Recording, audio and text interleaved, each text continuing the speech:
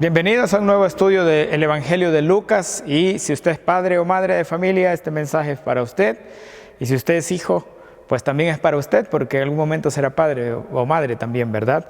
Y vamos a ver Lucas desde el versículo 37 al verso 45 del capítulo número 9. Y antes de empezar, oremos. Padre, te damos gracias por tu inmenso amor, misericordia, Señor, que tú depositas en nosotros. Gracias por cuidarnos cada día, Señor, por la salud que nos das y también por el privilegio que ahora tenemos de poder estudiar tu palabra. Ayúdanos a entenderla, ponerla por obra, mi Dios, y que todo lo que hoy vamos a aprender, Señor, pues sea de edificación para cada uno de nosotros, mi Dios. En el nombre de Jesús, amén. Bien, usted como padre o madre de familia, le pregunto primeramente cuáles son las expectativas que tiene acerca de su hijo. Si quiere que sea doctor, si quiere que sea abogado, o si de pronto quiere que sea pastor, director de alabanza, no lo sé, qué tipo de expectativas tiene.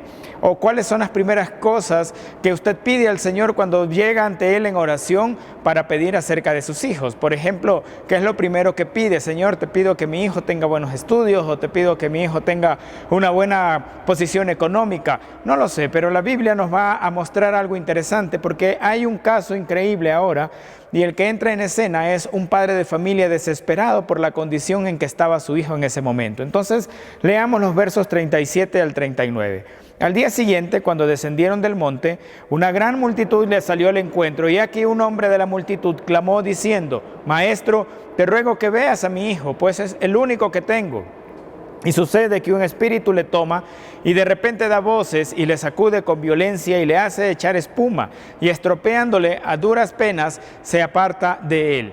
Entonces tenemos un padre de familia que lo primero que hace es ir ante el Señor, y cuando está hablando con Dios significa que está orando, ¿verdad? Vaya donde el Señor Jesús y dice: Maestro, y su oración es muy sencilla, es muy corta, no anda con rodeos, Él va directo al grano. Él va y dice: Maestro, quiero que veas a mi hijo, por favor, te ruego, te suplico que pongas tus ojos sobre él, porque algo está pasando con él. Y luego la descripción que nos da la Biblia acerca de lo que sucedía explícitamente con este joven o este muchacho. Me pregunto cuántos de nosotros podemos orar ante Dios todos los días viniendo simplemente estas peticiones: Señor, te ruego que veas a mi hijo, es decir, que tus ojos estén sobre él, que tus ojos estén atentos a lo que él está pasando, sea bueno, sea malo, en las decisiones que él está tomando todos los días, en decisiones importantes o tal vez menos importantes, ¿no? En decisiones como qué carrera estudiar, o decisiones como tal vez qué voy a comer hoy, o decisiones muy importantes como con quién se va a casar y cosas por el estilo. Pero estas son las palabras de un padre desesperado apelando a la misericordia de Dios por el problema que tenía su hijo. Ahora este padre también se sentía impotente, porque él no podía hacer absolutamente nada, porque las cosas que estaban pasando con su hijo escapaban de sus manos. ¿Le ha pasado a usted que de pronto su hijo tiene un problema que parece imposible de resolver? Seguramente en algún momento le ha sucedido, pero con la descripción que vemos aquí, imagínese cómo se sentiría ver a su hijo así, convulsionar, gritar como un loco, ponerse violento, por ejemplo. Reaccionaríamos de una manera: algo está pasando, ¿verdad? Así que vamos a ver un par de ejemplos que como padres debemos interceder por nuestros hijos, y por eso el título de hoy es precisamente la oración de un padre o la oración de una madre también. Job nos da un ejemplo en el capítulo 1, verso 5. Dice: Y acontecía que, habiendo pasado en turno los días del convite, Job enviaba y los santificaba, y se levantaba de mañana y ofrecía holocaustos conforme al número de todos ellos. Porque decía Job: quizá habrán pecado mis hijos y habrán blasfemado contra Dios en sus corazones. De esta manera hacía todos los días. Entonces tenemos un modelo de un padre que oraba por sus hijos y que oraba y ofrecía holocaustos. La pregunta es: ¿usted ve en esta oración si de pronto Job está pidiendo: Señor, te pido que mis hijos sean millonarios, te pido que mis hijos sean tengan un masterado, un PhD? Y no estoy diciendo que eso sea malo, por supuesto. Tener dinero para poder no solo poder tener las necesidades diarias, sino poder ayudar a alguien más, y tener los estudios suficientes es increíblemente bueno, pero no debemos descuidar la parte espiritual, porque a veces por concentrarnos en ganar dinero, por concentrarnos en los estudios, podemos simplemente descuidar la vida espiritual, y no ese es el punto, porque la oración de Job primero se enfoca en la parte espiritual de sus hijos, diciendo: Señor, perdónales. Esa es la primera cosa que podemos ver de la oración de un padre. Está diciendo: Señor, perdona a mis hijos, y lo hacía con la frecuencia de todos los días, o sea, era perseverante. A veces podemos perder un poco la esperanza cuando parece que nada pasa y dejamos de orar por ello, pero Job no lo hacía. Job hacía esto todos los días. Y el segundo ejemplo que vamos a ver es del rey David, una vez que Salomón iba a sucederlo, y dice el capítulo 29 de Primera de Crónicas, del 18 al 19: Jehová, Dios de Abraham, de Isaac y de Israel, nuestros padres, conserva perpetuamente esta voluntad del corazón de tu pueblo y encamina su corazón a ti. Asimismo, da a mi hijo Salomón corazón perfecto para que guarde tus mandamientos, tus testimonios y tus estatutos, para que haga todas las cosas y te edifique la casa para la cual yo he hecho preparativos. Ahora el rey David está orando por Salomón, y mire lo que pide a Dios. Primeramente dice: Señor, te pido por el corazón de mi hijo, que sea un corazón perfecto. ¿Y qué es lo que quiere decir? ¿Será que un humano puede tener un corazón perfecto? Recuerde que a David se le conoce como el hombre que tenía el corazón conforme al de Dios. Entonces, ¿qué es lo que podemos entender? David no fue perfecto, ¿verdad? Él se equivocó, pecó muchas veces, no solo una. Pero podemos ver en David un hombre dispuesto a arrepentirse y un hombre dispuesto a corregir, que es lo que está pidiendo para su hijo Salomón. Nuestros hijos no son personas que jamás se van a equivocar, sino que van a equivocarse, y probablemente lo hagan de una manera garrafal. Sin embargo, cuando oramos a Dios para que el corazón de nuestros hijos sea perfecto, estamos pidiendo de que tenga la valentía de poder reconocer lo que hizo mal y poder enmendar lo que hizo mal, pidiendo perdón a Dios y, por supuesto, ahora siguiendo los mandamientos de Él. La segunda cosa que pide por su hijo Salomón es que guarde sus mandamientos, es decir, que sea obediente. Eso también es otra cosa importante de pedir por nuestros hijos. Hasta el momento no estamos viendo nada terrenal, ¿verdad? Estamos viendo cosas que tienen que ver con la vida espiritual. Hasta el momento Job pidió por perdón para sus hijos. David está pidiendo que el corazón de su hijo sea perfecto y que sea obediente. Y por último también está diciendo y que haga todas las cosas. O sea, que sea un hombre de acción, que no sea un creyente de teoría nada más, que conoce la Biblia pero que no la pone por obra. Eso es lo que también tenemos que orar por nuestros hijos, de que sean creyentes de acción, que pongan en obra los mandamientos de Dios. Y al terminar dice: te edifique casa. Recuerde que David estaba construyendo el templo para Dios, pero el Señor dijo: no, porque tú has derramado mucha sangre, pero tu hijo sí lo va a hacer. ¿Y qué es lo que está hablando aquí? Pues que nuestro hijo, que tu hijo, Señor, pues te edifique casa, o sea, te sirva. Esa es la otra cosa que también es importante orar por nuestros hijos, porque tal vez decimos, ok, que lea la Biblia, que ore y nos conformamos con eso, pero estos hombres no se conformaban con eso. Ellos querían que sean hombres de acción y que incluso sirvieran al Señor. ¿Y qué más involucra orar por la vida espiritual de nuestros hijos? Lo principal, la salvación. Lo principal es que sean salvos, habiendo aceptado el señorío de Jesucristo en su corazón. Y una vez que sean salvos, pues que crezcan, ¿verdad? Orar por crecimiento. No basta con un día, esto es algo diario. Crecer en la gracia, el conocimiento de nuestro Señor y Salvador Jesucristo, como dice 2 de Pedro. Y también debemos orar para que tengan amor por la palabra de Dios. Porque pueden orar la Biblia por obligación, porque su padre se lo dice, pero no porque aman al Señor, sino para que esta oración debe incluir eso, que nuestros hijos amen su palabra, amen la palabra de Dios, los mandamientos de Dios, los atesoren en su corazón. Y por supuesto esto dará como resultado pureza, que es la otra cosa por la que debemos orar por ellos. Recuerde que la Biblia dice: crea en ellos un corazón puro, Dios. Entonces, esto es lo que también tenemos que pedir por nuestros hijos, que sus corazones sean puros, que sean corazones que quieran vivir en santidad. Y además, que sean hombres y mujeres de oración también, ¿verdad? Para que puedan tener comunión con el Padre, para que puedan orar con el Espíritu, como dice la palabra. Y como dijo Pablo, puede hacer todo, pero sin amor, entonces no serviría. Entonces, también que nuestros hijos tengan ese corazón de amor, que sean perdonadores, que amen a su prójimo, que sean ayudadores, ¿verdad? Que sean movidos a misericordia. Son oraciones importantes que debemos incluir, estas peticiones importantes debemos incluir cuando oremos por nuestros hijos. Pero también hay, por supuesto, la otra parte, ¿verdad? La parte física, terrenal. Estamos viviendo en la tierra y necesitamos provisión también. Así que ore por la salud y la prosperidad de sus hijos. Tercera de Juan 1:2 dice: amado, yo deseo que tú seas prosperado en todas las cosas y que tengas salud, así como prospera tu alma. El apóstol está pidiendo que crezca el alma, pero también dice, quiero que tengas salud y que tengas dinero, que seas prosperado en lo que emprendes.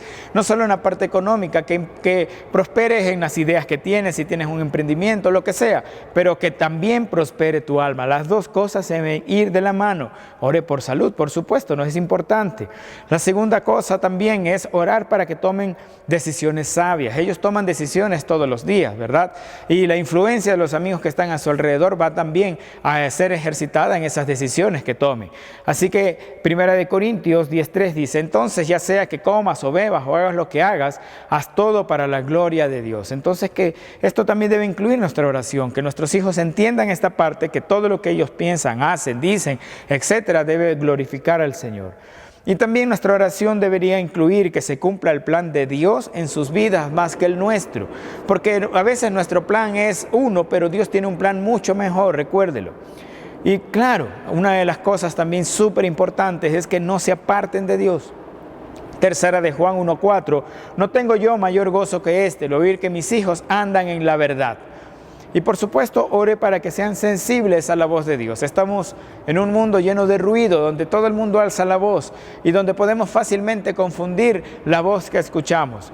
En Juan 10, 27 al 28 dice, mis ovejas oyen mi voz, las conozco y me siguen, les doy vida eterna y nunca perecerán y nadie las arrebatará de mi mano. Entonces también el apóstol Juan está plasmando lo que Jesucristo dijo aquí, ¿no? Que debemos estar atentos a la voz de Dios, porque cuando estamos atentos a la voz de Dios, entonces podemos seguir el plan de Dios, seguir hacia donde Él nos encamina y Él promete guardarnos. Así que demos gracias a Dios por ello, ¿no? Y demos gracias a Dios continuamente por nuestros hijos. Ellos han sido creación de Dios y un regalo para su vida también. Y volviendo al caso de este hombre, él tenía el problema que su hijo tenía un espíritu maligno. Y cuando lee la descripción, parece un ataque epiléptico. Pero Jesús sabía y demostró después que no era un ataque epiléptico, que era una fuerza maligna, ya una cosa demoníaca. Y también debemos entender lo siguiente, a veces le buscamos solamente causas naturales, fisiológicas o psicológicas a ciertas cosas. No digo que todo es endemoniado o que todo es simplemente físico, no. Hay de ambos lados, ¿verdad? Y cuando usted lee el Nuevo Testamento se va a dar cuenta que los milagros que hizo Jesús, habían enfermedades que eran enfermedades como tales, pero también había azotes de parte del enemigo. Entonces debemos ser espiritualmente sensibles para poder darnos cuenta de esto. Y añade Mateo en su Evangelio, en el capítulo 17, algo más sobre este chico. Dice el verso 14 y 15. Cuando llegaron al gentío, vino a él un hombre que se arrodilló delante de él diciendo, Señor, ten misericordia de mi hijo, que es lunático y padece muchísimo, porque muchas veces cae al fuego y muchas veces en el agua. Entonces podemos ver que aparte de lo violento que podía ser, también vemos de que este muchacho tenía quemaduras y su cuerpo definitivamente estaba golpeado porque estaba endemoniado también. Pregunta, ¿cómo se sentiría usted al ver a su hijo lastimado, golpeado, quemado, o simplemente gritando, como dice aquí, lunático? ¿Cómo se sentiría? ¿Qué haría usted? A veces lo primero que hacemos es ir donde el psicólogo o cosas por el estilo, pero lo primero que tenemos que hacer es orar para que Dios nos encamine dónde mismo vamos a ir, porque esto es lo que hizo este hombre también. Y vamos a ver cómo le fue. Verso 40 de Lucas 9. Y rogué a tus discípulos que le echasen fuera y no pudieron. O sea, este hombre ya lo había intentado antes, ya había ido de los discípulos y los discípulos no pudieron, a pesar de que ya estaban investidos con poder y autoridad. A pesar de que no pudieron, este hombre no se dio por vencido y decidió ir directamente al Señor. Y eso es la otra enseñanza para nosotros, no se dé por vencido. De pronto parece que nada pasa o por más que usted hace, su hijo no cambia, su hija no cambia. No se dé por vencido. Siga asistiendo, siga yendo al Señor para que Él tome las riendas del caso. Verso 41, respondiendo Jesús dijo, oh generación incrédula y perversa, ¿hasta cuándo he de estar con vosotros y os he de soportar? Trae acá a tu hijo. Parece con estas palabras que Jesús estaba como frustrado y hasta cierto punto también como enojado, ¿no? Como ¿hasta cuándo? ¿Hasta cuándo? Pero miren estas palabras, trae acá a tu hijo. El padre va con una necesidad ante Dios y la respuesta de Dios es, tráelo acá, o sea, llévalo al lugar correcto. Como padres nosotros debemos entender eso, debemos entender de que el lugar correcto siempre va a estar en el Señor Jesús. No importa si también va al médico, cosas por el estilo, pero siempre ir primero ante el Señor en oración. Y la respuesta de Dios es esa: trae acá a tu hijo. Y muchas de las soluciones a los problemas de nuestros hijos están simplemente en llevarlos a Dios, en que se acerquen a Dios. Pero antes de entender cuál es el lugar correcto, que estamos por supuesto viendo que es Jesús, también debemos saber de que en ocasiones nosotros mismos los llevamos a lugares incorrectos. Y vamos a ver un texto que aconteció en Segunda de Reyes capítulo 6, era un texto un poco fuerte, pero era un tiempo en que Samaria estaba sitiada por un ejército. Nadie podía entrar, nadie podía salir, así que hubo una gran escasez de alimentos y una inflación increíble. Y llegó al punto que las madres se comían a sus propios hijos, imagínense hasta el punto donde llega. Vamos a ver 2 de Reyes 6, del 25 al 29, dice: a consecuencia de aquel sitio hubo una gran hambruna en Samaria, tan duro era que la cabeza de un asno se vendía por 80 piezas de plata y la cuarta parte de un cap de estiércol de palomas por 5 piezas de plata. Al pasar un día el rey de Israel por el muro, una mujer le gritó: ayúdanos, rey y señor mío. El rey respondió: si el Señor no te ayuda, ¿cómo quieres que lo haga yo? ¿Acaso puedo darte trigo o vino? ¿Qué te pasa? Ella contestó: esta mujer me dijo: trae acá a tu hijo, nos lo comemos hoy y mañana comeremos al mío. Comimos pues a mi hijo y nos lo comimos pues. Al día siguiente yo le dije: trae acá a tu hijo para que nos lo comamos, pero ella ha escondido a su hijo. Imagínense, aparte del canibalismo, ¿no? Lo que puede ser. Pero acá hay una cosa increíble. Las palabras de Jesús fueron: trae acá a tu hijo. Y las palabras de estas madres fueron la misma: trae acá a tu hijo. ¿Cuál es la diferencia? Que en la una está diciendo: trae acá a tu hijo, pero era para hacerle daño. Y la otra, en cambio, es Jesús diciendo: trae acá a tu hijo porque quería liberarlo. Y la gente va continuamente a decir: trae acá, tráelo acá, tráelo acá. Pero mira dónde es el lugar correcto. A veces queremos llevarlo al brujo para que el brujo haga sus conjuros y lo sane, cosas como esa, por ejemplo. Pero sabemos que está prohibido en la palabra de Dios. Pero sí podemos llevarlo ante el Señor. Tal vez hoy no pasamos una hambruna como esta, gracias a Dios, ni estamos en una ciudad sitiada y no estamos rodeados por el enemigo. Pero a veces podemos sacrificar a nuestros hijos por nuestras comodidades, por la economía. A veces simplemente queremos sacrificarlo para satisfacer nuestras propias necesidades. ¿Y cómo es eso? Pues que los dejamos a un lado, no los tomamos en cuenta simplemente para llenarnos. Hay personas que simplemente tienen necesidad de atención, por ejemplo, y se olvidan de sus hijos, los dejan allí, pero quieren saciar su necesidad de atención.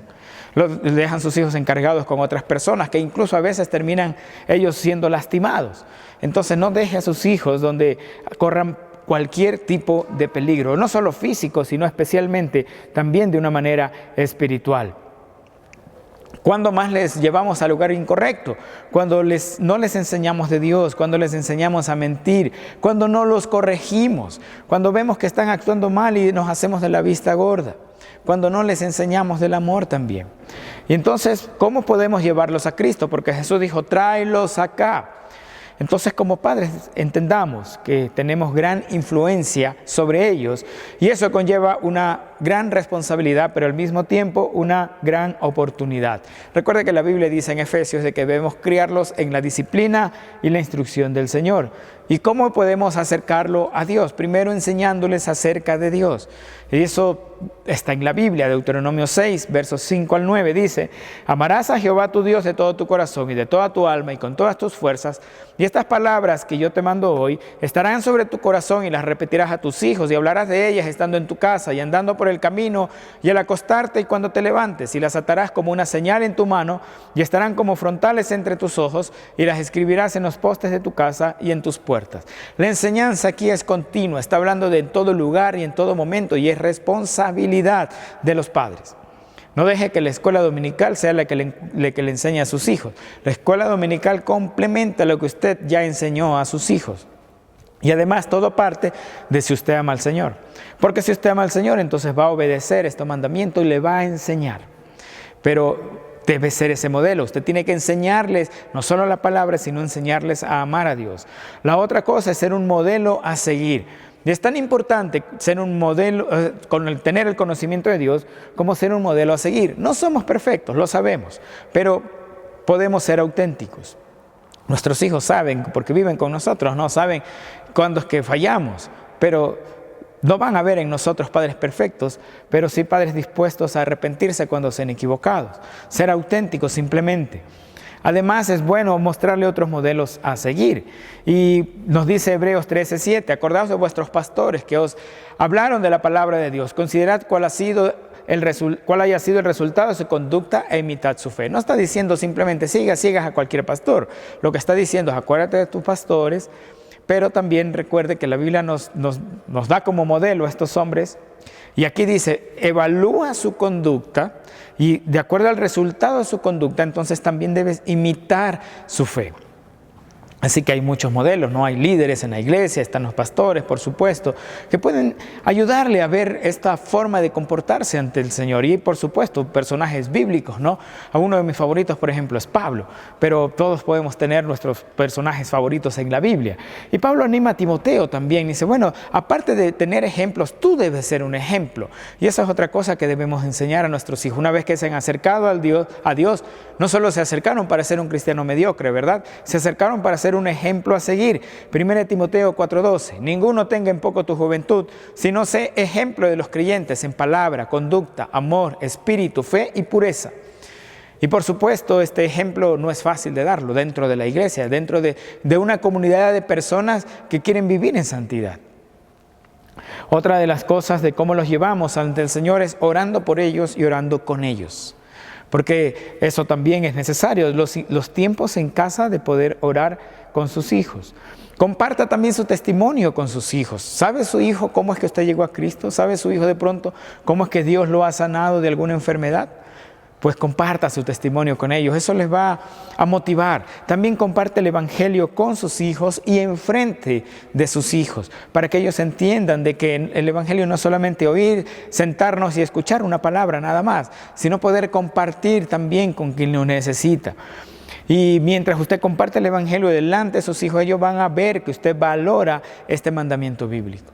Y por supuesto, si tiene algún problema, alguna cosa semejante, hable con su pastor. Y con esa manera, pues Él les sabrá guiar de acuerdo a lo que la Biblia dice. Verso 42, no deje que nada lo detenga. Dice, y mientras se acercaba el muchacho, el demonio le derribó y le sacudió con violencia, pero Jesús reprendió el espíritu inmundo y sanó al muchacho y se lo devolvió a su padre. A veces vamos a hacer lo bueno y paz, oposición. Típico, suele pasar.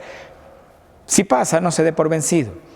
Probablemente las relaciones entre el padre y el hijo estaban un poco dañadas con todo lo que estaba pasando, pero dice que Jesús no solo sanó al muchacho reprendiendo al espíritu inmundo, sino que se lo devolvió a su padre. Es decir, pudo restablecer una relación que probablemente estaba dañada de alguna forma.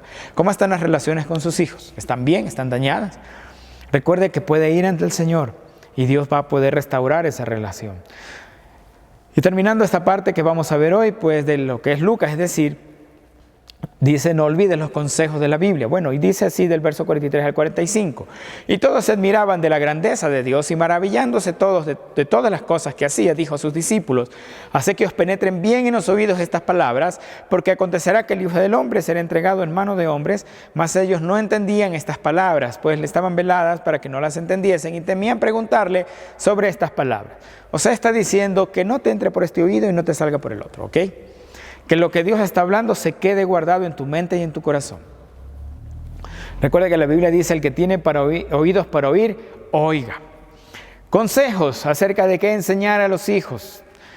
Pues la Biblia nos da hombres que actuaron de una manera increíble en favor de sus hijos. Por ejemplo, Noé, gracias a la fidelidad de este hombre, Dios salvó a Noé, a sus hijos y a las esposas de sus hijos también. Abraham nos da otro ejemplo. Abraham ya estaba viejito y su hijo Isaac todavía estaba soltero, pero él decía, yo no quiero cualquier mujer para mi hijo. Y llamó a su criado y le dijo, estos son los parámetros para esta mujer. Tiene que ser alguien que ame a Dios realmente. Así que tenga también eso mucho en cuenta, ¿no? ¿Quiénes son las personas que están al lado de su hijo? Y más aún si se va a casar. Y tristemente a veces olvidamos el versículo que dice no unáis en yugo desigual. Y yo he escuchado padres que dicen, no, pero no es cristiano, no es cristiana, pero es buena gente, es muy educado y todo eso. ¿Y eso qué tiene que ver? No tiene nada que ver con el mandamiento bíblico, ¿verdad? Además, Josué era un padre firme que dijo, yo y mi casa serviremos a Jehová. Asimismo, usted sea firme en su casa, lleve las riendas, aquí en mi casa servimos a Dios.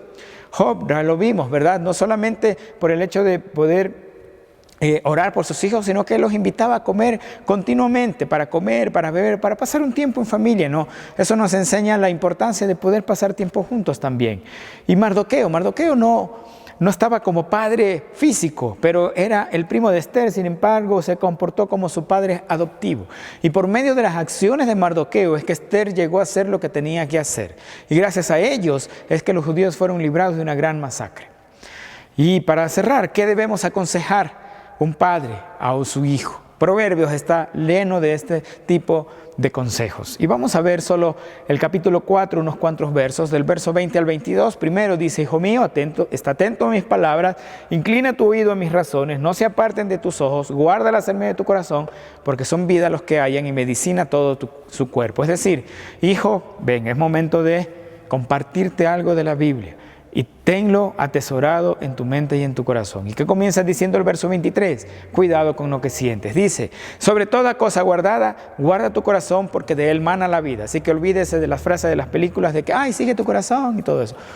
Porque la Biblia dice que el corazón es más engañoso que todas las cosas. Así que esto es uno de los consejos de los padres a los hijos. Hijo, cuidado con lo que sientes.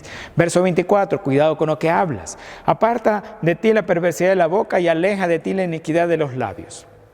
Y por supuesto, si usted ha sido un ejemplo en su casa acerca del tipo de palabras que usa, sus hijos van a imitarlo.